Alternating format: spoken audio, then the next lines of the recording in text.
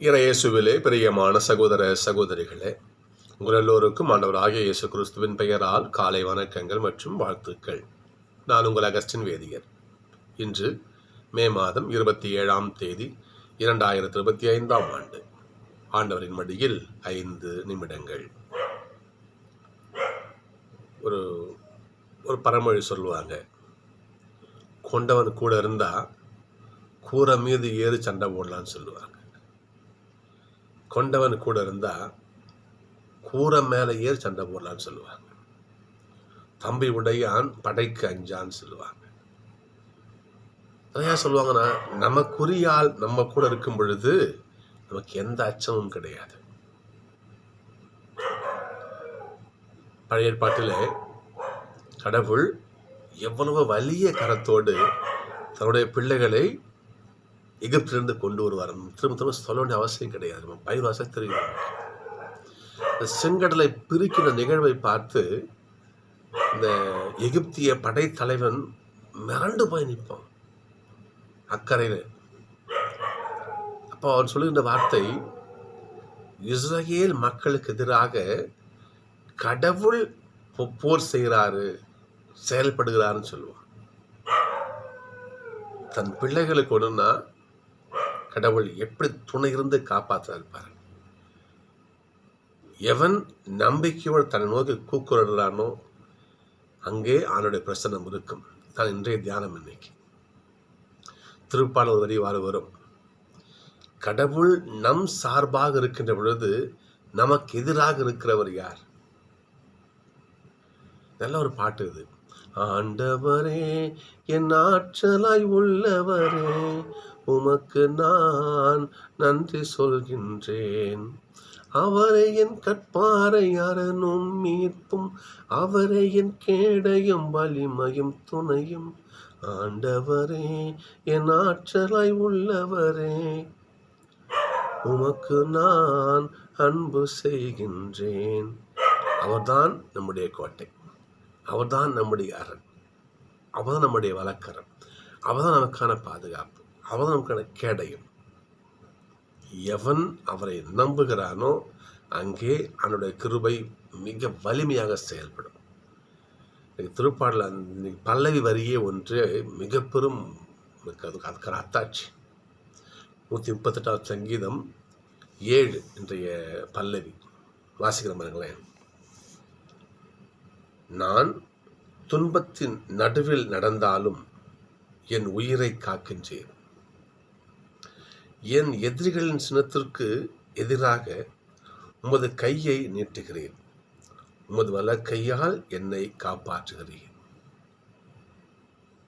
கடவுளை எவன் நம்புகிறானோ ஆண்டவருடைய கரம் உங்க கூடவே இருக்கும்.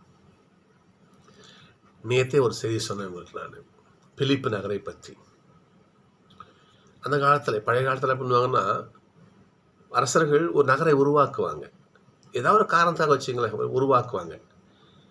அதற்கான நிறைய சலுகைகள்லாம் கொடுப்பாங்க. அந்த நகர் மிக செழிச்சுவாங்க, ஒரு வழியெலாம் செய்வாங்க.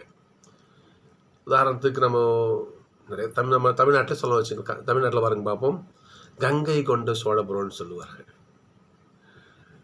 ராஜராஜ சோழனுடைய மகன் ராஜேந்திர சோழன் கங்கையை வெற்றி கொண்டதன் நினைவாக ஒரு நகரை உருவாக்குறாரு, கங்கை கொண்ட சோழபுரம். வெற்றி நினைவாக அங்கே மிகப்பெரிய இன்னைக்கும் அந்த கோயில் இருக்குது, 1000 மடங்கு அந்த கோயில் இருக்குது. அதை நிர்மாணித்து அங்கே மிகப்பெரிய ஆலயம் கட்டி மக்களையெல்லாம் அங்கே குடியமர்த்தி அது மிக சிறப்பாக கொண்டு வருவாங்க. அது ஒரு ஒரு அடையாளம் அவங்களுக்கு. அது மாதிரி நிறைய சொல்லலாம். அந்த மாதிரி இல்லையா, நிறைய பேர் சொல்லலாம். அதே போல் விவிலியத்தில் இந்த பிலிப்பு நகரம் என்பது மிக முக்கியமான ஒரு நகரம். இது மகா அலெக்சாண்டருடைய அப்பா பெயர் பிலிப். இந்த பிலிப்பினுடைய நினைவாக ஒரு நகரம் உருவாக்கப்படுது மாசிதோனியாவுக்கு அருகிலே, கடற்கரை ஒட்டிய நகரங்கள், மிக நல்ல ஒரு நகரம். அந்த பிலிப்பு நகரத்தில் தான் என்ன பண்ணுறாரு, இப்போது பவுல் அங்கே போயிட்டு நற்செய்தி பணியை செய்ய அங்கே போகிறார். அப்பொழுது இந்த பிலிப்பு நகர மக்கள் என்ன பண்ணுறாங்க, பவுலை அங்கே அடித்து உதச்சி என்ன பண்ணுறாங்க, அவருடைய ஆடையெல்லாம் கிழித்து, சரிங்களா, பவுலும் சீலாவும்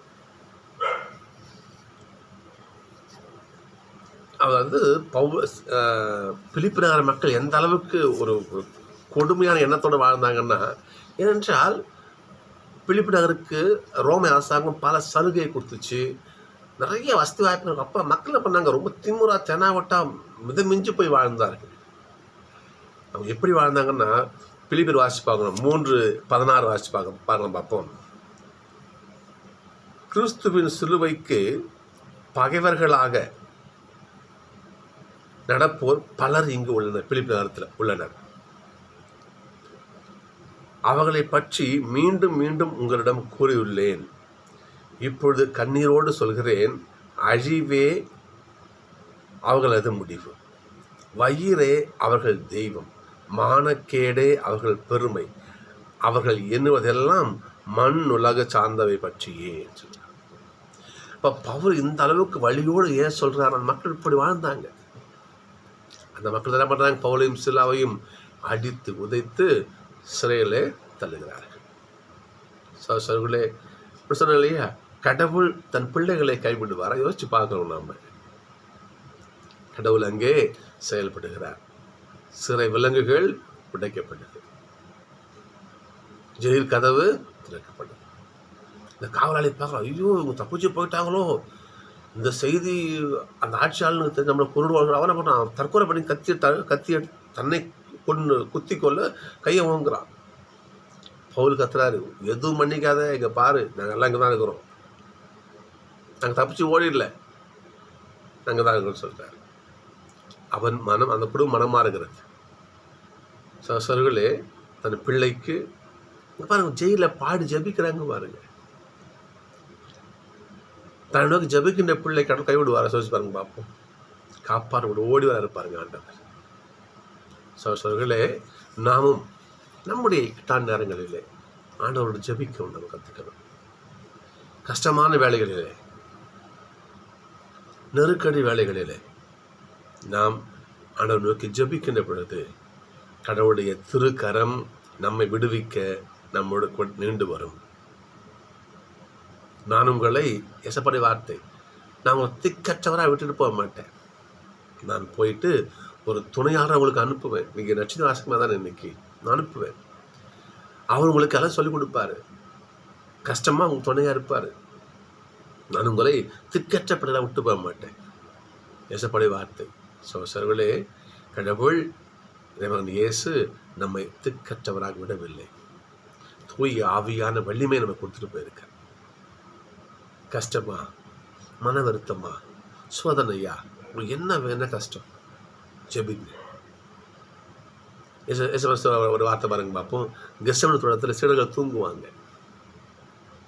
அப்போது ஆண்டவர் சொல்ல பாருங்க, அப்போ சோதனைக்கு உட்படாமல் இருக்க விழித்திருந்து ஜெபியுங்கள்னு சொல்லுவார். கஷ்டம் வேண்டாமா, சோதனை வேண்டாமா, துன்பம் வேண்டாமா, அதை விடுபடணுமா, ஜெபிங்க. ஜெபம் நமக்கு ஆண்டவருடைய ஆசிரை, ஆண்டவருடைய துணிவை பெற்றுக் கொடுக்கும். இங்கே பவுலும் சீலாவும் பாருங்கள், ஜெயிலில் போய் ஜெபிக்கிறாங்க, பாடி ஜெபிக்கிறாங்க. அவருடைய ஜெபம் அவங்களுக்கு விடுதலை கொடுக்கிறது, கடவுளுடைய ஆசையை கொண்டு வருகிறது. இந்த பிலிப்பு நகரமே மனம் மாறுவதற்கு வழிவகை செய்கிறது. சகோதரர்களே, நமக்கு நம்முடைய கஷ்டத்து நெருக்கடி வேலைகளில் ஆண்டவரே ஆண்டவரே வாங்கன்னு சொல்லி ஜெபிச்சு அவர் ஓடி வருவார், நமக்கு ஓடி வருவார். எனவே ஜெபிப்போம், பலம் பெறுவோம், ஆசீர்வதிப்போம்.